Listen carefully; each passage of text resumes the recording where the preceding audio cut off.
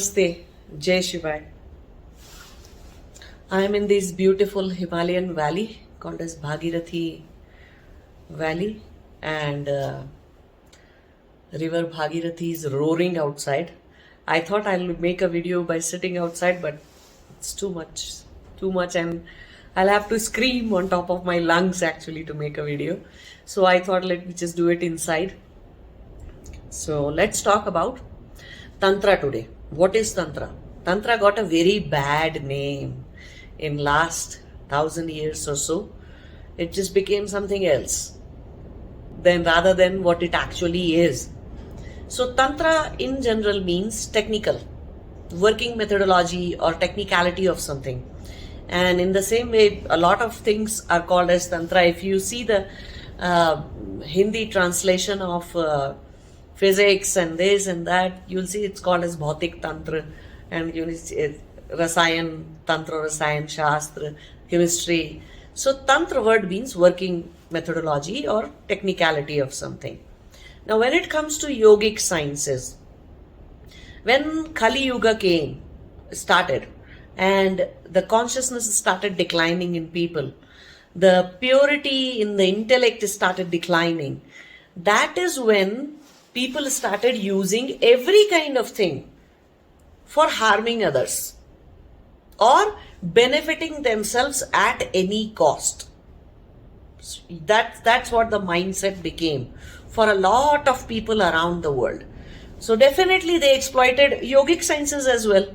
Those who could get the supernatural powers, the siddhis, all kinds of siddhis and of mantras and yantras and anything that they could get, whichever way they could get power, they started exploiting that for money, for greed, for resources, for anything and everything. And that happened to even the normal kind of studies, right? Study of medicine, people started exploiting that. Study of physics or chemistry, they started exploiting that. So everything just went on exploitation. Later on, other than exploitation, when the consciousness declined a little more, it came all the way to its lowest point. People started looking for some divine spiritual word or a term that they can give to their bad vasanas and vrittis and sanskaras. Somebody who had a lot of, who wanted to have a lot of sexual fun in life, they wanted to call it, tantric sex. So, it's in other, if you look at it, what actually it is, it's just one, nicer way, some divine way, some nice wrapping around the vrittis, the bad chitta vrittis that you have got, bad psychological patterns of raga means attachment, of dvesha means aversion, of fear, of abhinivesha. So all these things you started wrapping them into some sort of yogic terminology to make it right, make it look right. So that is what has started happening, and that's why Tantra became a bad word. And people thought, okay, those who follow the path of Tantra have got no morals at all, and they are the worst kind of people. They are the kind of people who would do anything to get something, and all those notions just started going. But slowly, now that consciousness is increasing in people, their intellect is becoming pure and pure, they have started asking question, what is Tantra actually?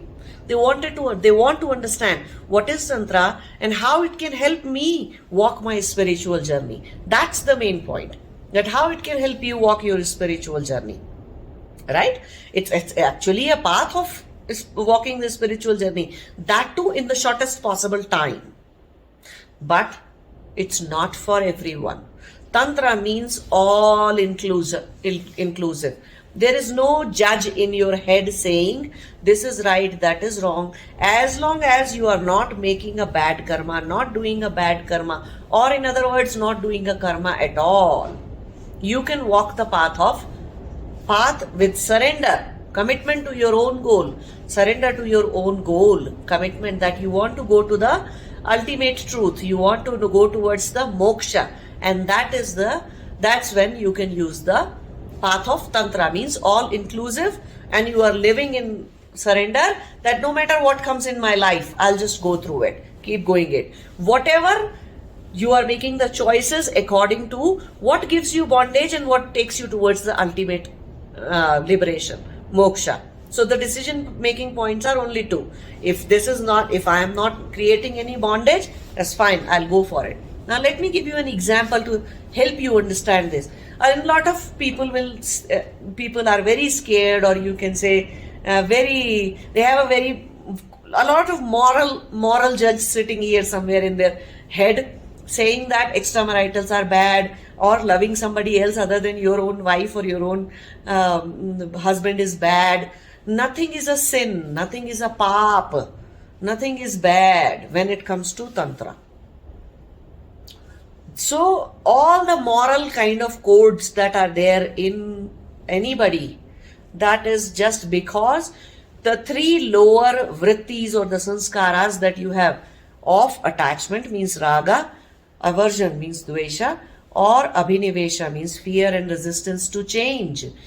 People, those who have these three, only they are the people who cannot walk the path of Tantra at all.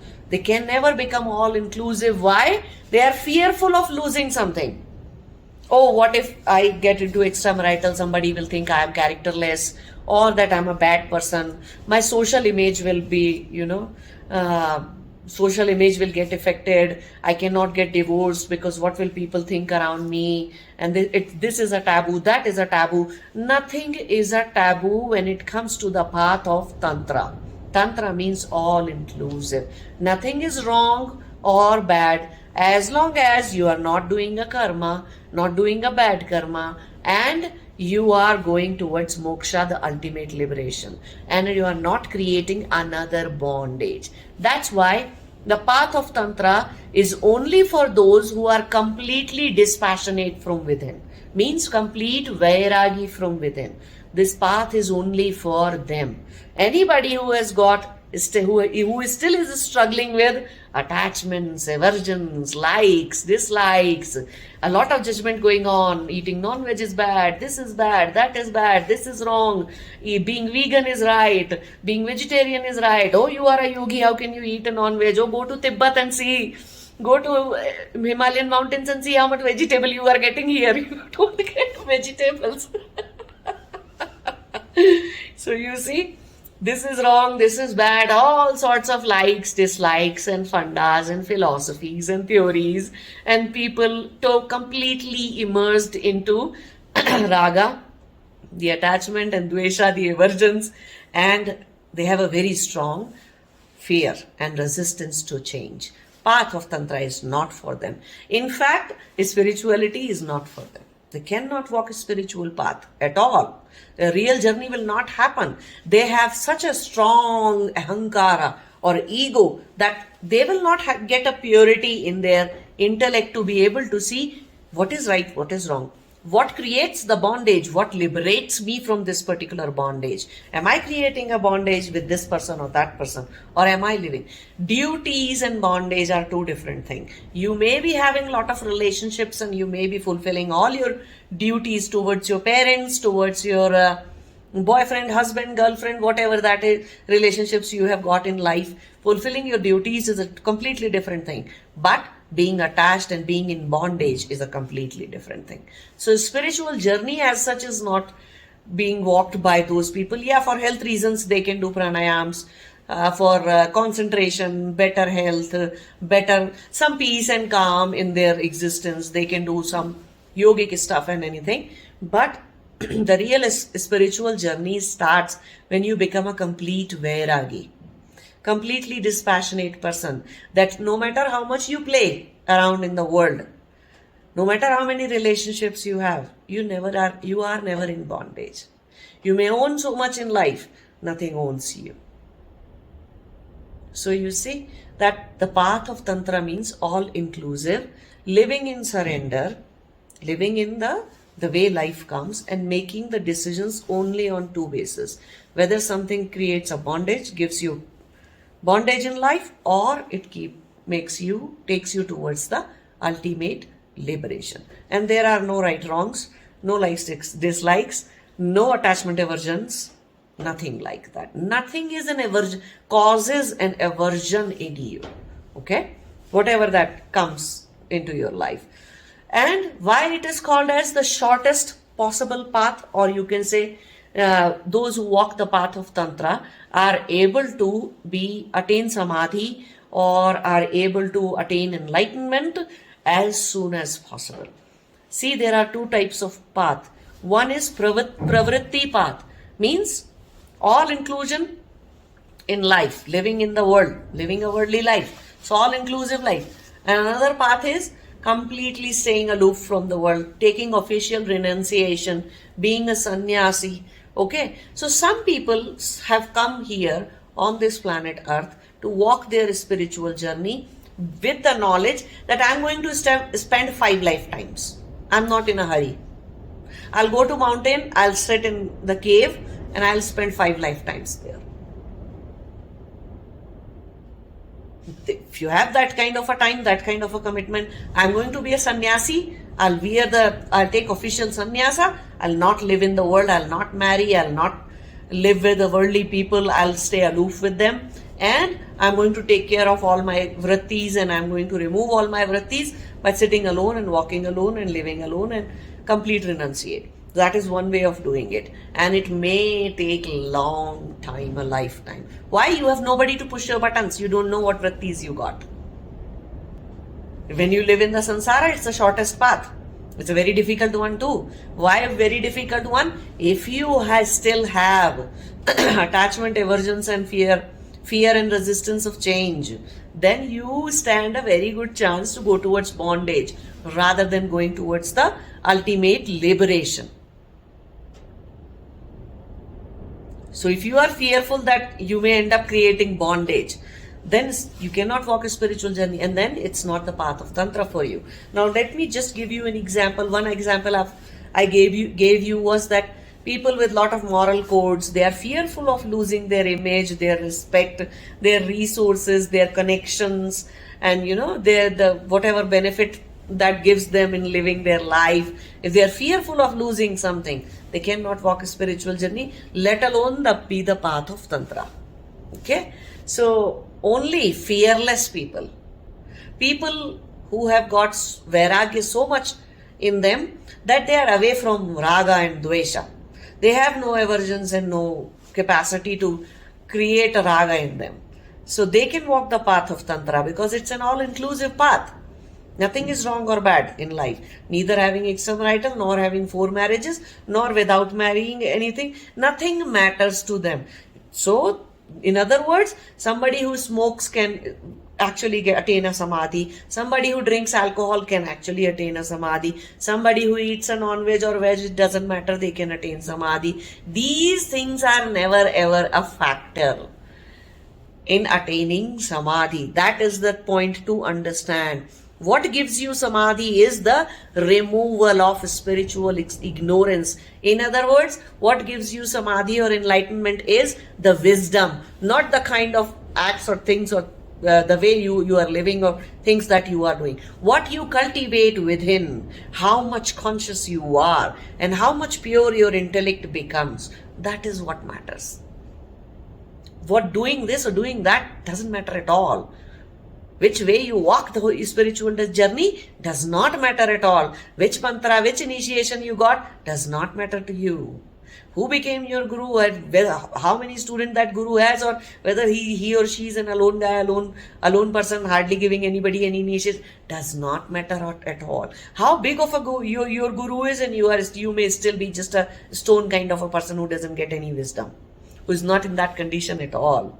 So you see, nothing actually matters. The entire drama of being vegan, being vegetarian, living this way, living that way, doing this, not doing that, all these yama niyama kind of rules apply only to people, those who have raga, dvesha and abhinivesha still in them.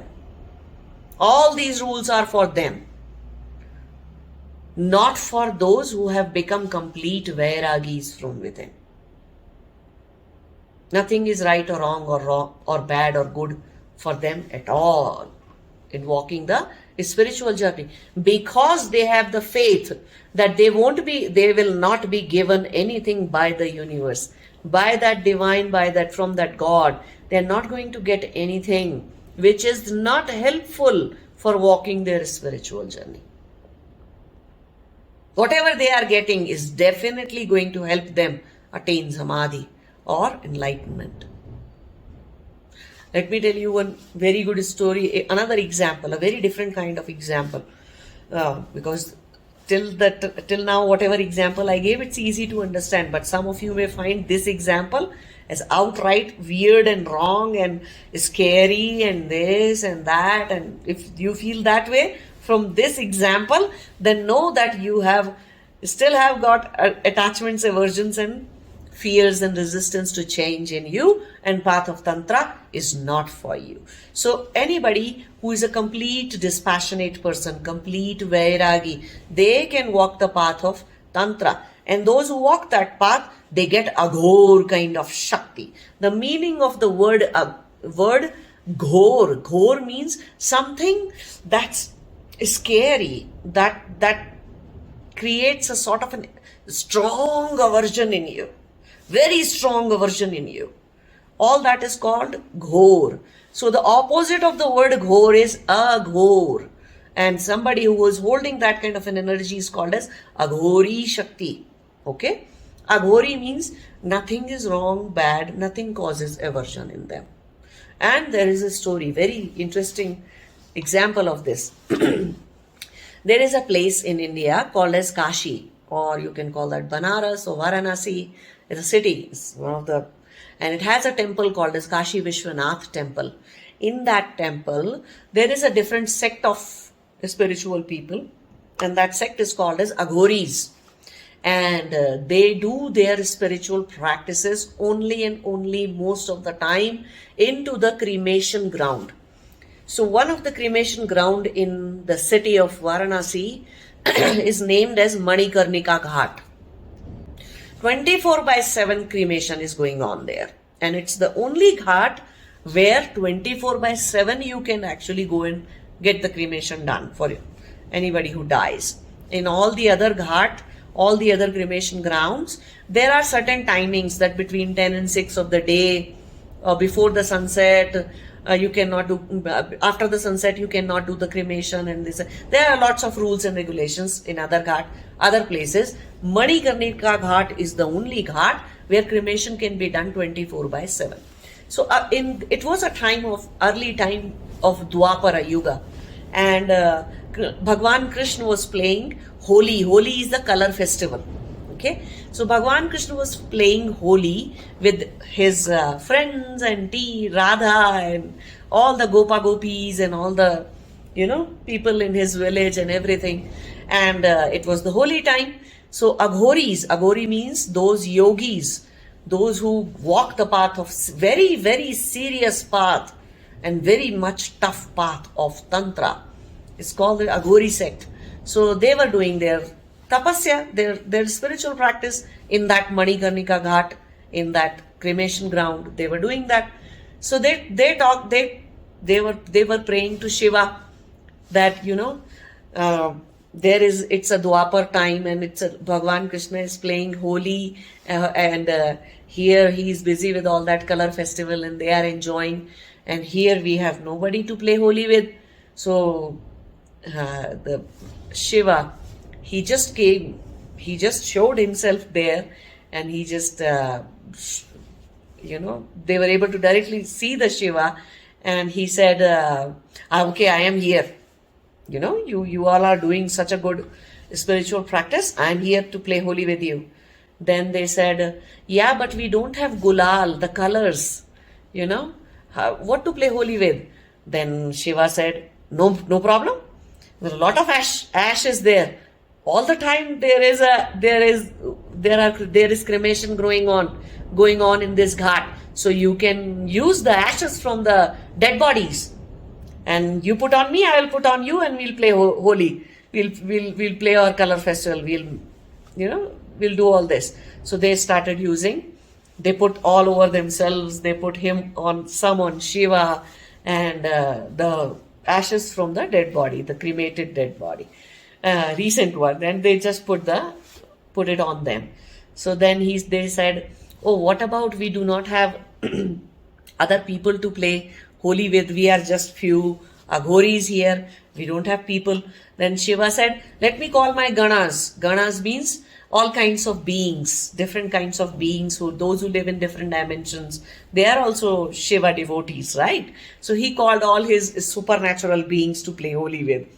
Then the story goes on, and then they said, okay, so whenever the Holi comes in this month, whenever Krishna is playing, Bhagwan Krishna is playing Holi in his town, at that time we will also play. Shiva said, no, you should play this Holi every day.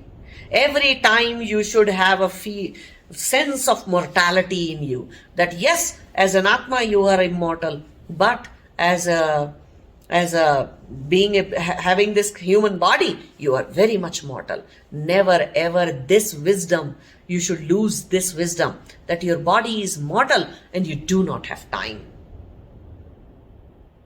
So you should play this Holi every day, any time. You should use these cremation dead bodies, ashes on yourself, put it on yourself, smear it on yourself any day, any time. Since then, Aghoris do apply the cremation ashes when they are doing their spiritual practices, especially the real spiritual practices. When they are doing it, they apply that. Then they asked, so we can play this kind of Holi? Aghoris asked Lord Shiva, that we can play this Holi with anybody? They said no. This kind of Holi can only be played with somebody who has become an Aghori. Means a complete Vairagi, and for whom nothing is right and nothing is wrong. The one who has no differentiation between the colors, the gulal, and the ashes of the dead body. So, other than that, you cannot smear the ashes on the female body. Why? Females carry the Shakti of creation, and Shakti of creation should never be disrespected, because they have to bear a child in future. So you never put smear the ashes of the dead body on the female body, because her fertility may go down, she may not be able to produce any child, and she may become psychologically imbalanced because of the imbalance in the Shakti of creation, power of creation in her. So never do that. Until unless a woman has also become an Aghori, then you can do that. Otherwise, without knowing whether she wants to be an Aghori or not, you're not doing that. So then, since then, on Manikarnika Ghat, because ashes are just, because of the wind and all, the dead bodies, ashes just all around at that ghat, they do not allow females to come inside on that ghat. For that cremation, only men are allowed to go, and especially when Aghoris are doing their stuff, then nobody is allowed to go. Not even men are allowed to go, especially at night times or full moon times, or new moon times, or some special days are there when Aghoris are there and they are doing their special spiritual practices. Then they do not allow normal people, because normal people are fearful and they are still into lot of their attachments, aversions and fears. So it doesn't make sense to show them the power of destruction and giving them a sense of mortality, that yes, you will leave the body one day and you do not have time. So see, can you imagine how many temples, in how many places, people living a very divine life, sitting in the room and feeling divine, and putting some bhabhuti here, and that bhabhuti is made up of lot of herbs and nice wood and cow dung cake or something like that, something spiritual and auspicious. Those who still have a sense of lot of this is auspicious, that is not. To them, Path of Tantra is not for them.